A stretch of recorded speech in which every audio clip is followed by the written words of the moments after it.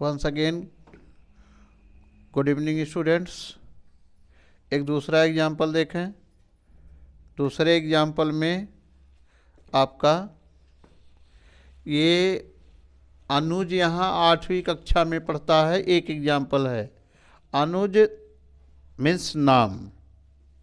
अनुज यहाँ किस कक्षा में पढ़ता है? 8वीं कक्षा में पढ़ता है।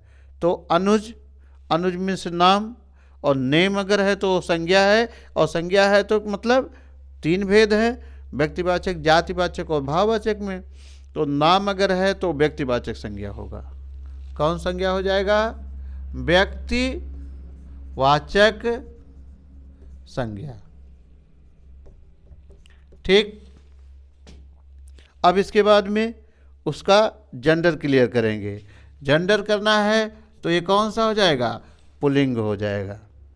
वचन, अनुज अकेला है तो क्या हो जाएगा? एक वचन। और कारक क्या है? चूंकि अनुज ही पढ़ रहा है, यानी काम अनुज के द्वारा हो रहा है, तो ये क्या हो जाएगा? कर्ता कारक हो जाएगा। कर्ता कारक हो जाएगा। ये काम हुआ अनुज का पद परिचय किए। अब ये कह रहा है यहाँ, यहाँ मीन्स प्लेस, प्लेस मीन्स स्थान। स्थान का मतलब कि अव्यय हो गया, यानी वो क्या है? अव्यय है। और लेकिन अव्यय में कौन सा है? क्रिया विशेषण है। क्रिया विशेषण में कालवाचक, स्थानवाचक, यानी यहाँ, यहाँ मीन्स स्थान, तो क्या हो जाएगा? स्थानवाचक। स्थानवाचक क्रिया विशेषण।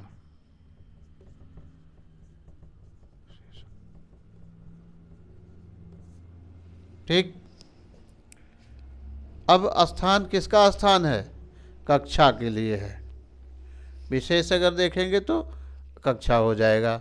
ठीक। अब यहाँ क्या है? 8वीं, 8वीं कक्षा। कक्षा क्या है? संज्ञा है, और जातिवाचक संज्ञा है, और संज्ञा कौन सी है? 8वीं है। 8वीं माने संख्या। संख्या मतलब हो गया संज्ञा की विशेषता बता रहा है। संज्ञा की विशेषता बता रहा है माने 8वीं कक्षा, तो ये क्या हो जाएगा? विशेषण हो जाएगा। संज्ञा या सर्वनाम की विशेषता बताने वाले शब्द ही विशेषण कहलाते हैं।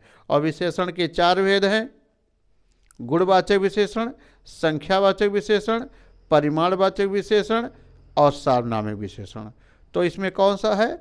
संख्यावाचक विशेषण, क्योंकि 8, 9, 10 संख्या बता रहा है, तो ये क्या हो जाएगा?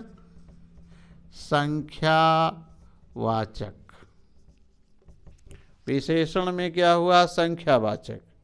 अब सवाल उठता है कि इसका भी हमें जेंडर क्लियर करना पड़ेगा। और जेंडर क्या है? 8वीं।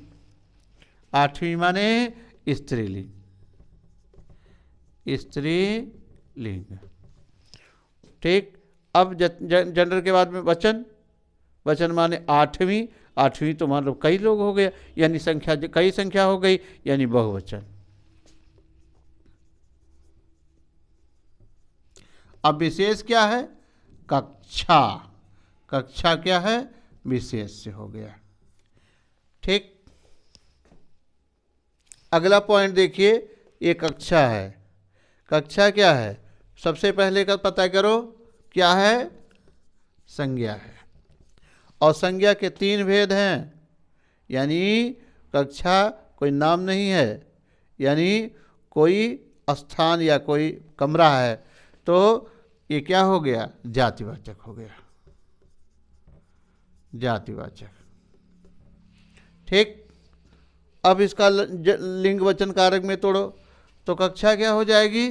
स्त्रीलिंग। वचन एक कक्षा है, एक वचन। ठीक। लिंग वचन दोनों क्लियर हो गए। अब हम क्या करेंगे? 8वीं कक्षा में है, यानी कक्षा कौन सी है? 8वीं है, यानी कह सकते हैं हम कि ये जो हमारा है 8वीं कक्षा, इसका मतलब हो जाएगा कि ये कहाँ का है? अनुज यहाँ 8वीं कक्षा में पढ़ता है, यानी क्या मतलब हो जाएगा? कर्म कारक हो जाएगा। यहाँ कर्म कारक हो जाएगा।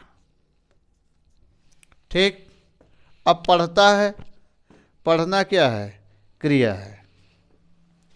पढ़ना क्या है? क्रिया है। कहाँ पढ़ता है? 8वीं कक्षा में पढ़ता है। ठीक। तो अब इसके लिए हम क्या करेंगे? इसके लिए हमें हर हालत में जो है कोई ऑब्जेक्ट तो दे नहीं रहा है, इसके साथ कोई ऑब्जेक्ट नहीं दे रहा है। तो जब ऑब्जेक्ट नहीं देगा तो ये क्रिया सकर्मक ना होकर के अकर्मक हो जाएगी। ये क्रिया अकर्मक हो जाएगी।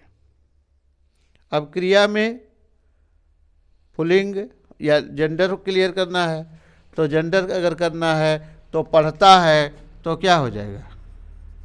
पुल्लिंग हो जाएगा।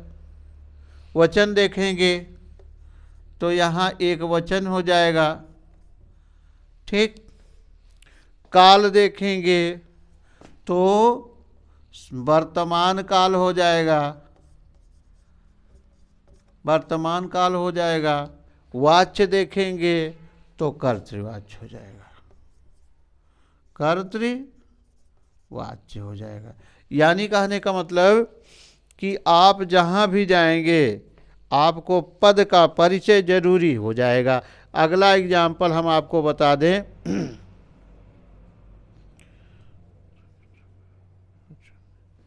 ठीक। यहाँ देखिए एक चीज़ यहाँ समझ देखिए, यहाँ कक्षा और यहाँ कारक चिन्ह लगा हुआ है। ये इसका थोड़ा सा मिस्टेक प्रॉब्लम हो गया। ठीक है। यहाँ कारक का चिन्ह हमने ध्यान नहीं दिया है। यहाँ देखो 8वीं कक्षा में, ठीक है, 8वीं कक्षा में, यहाँ कक्षा के साथ में लगा हुआ है। 8वीं के कक्षा के साथ में लगा है, इसलिए यहाँ पर जो हमने कर्म कारक लगाया है ये नहीं लग करके में लग गया, में पर हो गया, तो ये तुरंत कहाँ चला जाएगा? अधिकरण कारक में चला जाएगा। ये कहाँ चला जाएगा? अधिकरण कारक। ये थोड़ी सी इसमें वो क्या नाम है, कारक चिन्ह न लिखने के नाते इसमें मिस्टेक हो रहा था। अब क्लियर हो गया कि यहाँ कक्षा में है यानी अधिकरण कारक हो जाएगा। ठीक है, ओके। अब एक बार फिर से देख सकते हैं आप यहाँ पर कि अनुज है तो अनुज नाम है इसलिए व्यक्तिवाचक संज्ञा होगा। यहाँ मीन्स प्लेस, प्लेस मीन्स स्थान, स्थान और कुछ होता ही नहीं है, केवल कालवाचक क्रिया विशेषण में होता है, तो यानी स्थानवाचक क्रिया विशेषण हो गया। 8वीं 9वीं 10वीं ये संख्या है और संख्या का संबंध कक्षा से है, इसलिए 8वीं जो है ये विशेषण हो गया, क्योंकि कक्षा की विशेषता बता रहा है। और विशेषण में और अधिक तो नहीं बताते हैं, लेकिन विशेषण में 2-3 चीज़ें मेन होती हैं। एक जेंडर बताना पड़ता है, लिंग, और दूसरा वचन। लिंग, वचन, काल, वाच्य यह जरूरी होता है।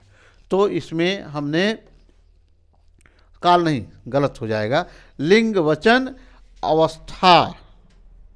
तो अवस्था हमको बताना नहीं है क्योंकि इसमें कोई कंपेयर नहीं है, यानी हमको कोई आवश्यक नहीं है, जरूरी नहीं। और कक्षा में, कक्षा आपका संज्ञा है और ये जातिवाचक संज्ञा है, तो इसका हमने बताया है। यहाँ एक प्रॉब्लम थी कि कारक चिन्ह न लिखा होने के नाते उसका कारक चिन्ह गलत हो जाता, अतः अब क्लियर कर दिया मैंने अधिकरण कारक। जब वहाँ मैंने देखा कि में लिखा हुआ है तो मैंने उसे अधिकरण कारक बता दिया। और क्रिया पढ़ना है, पढ़ना क्रिया अकर्मक इसलिए है क्योंकि उसके साथ कोई ऑब्जेक्ट नहीं है। ठीक है, अगले वीडियो में तब तक हम मिलते हैं, तब तक के लिए गुड बाय।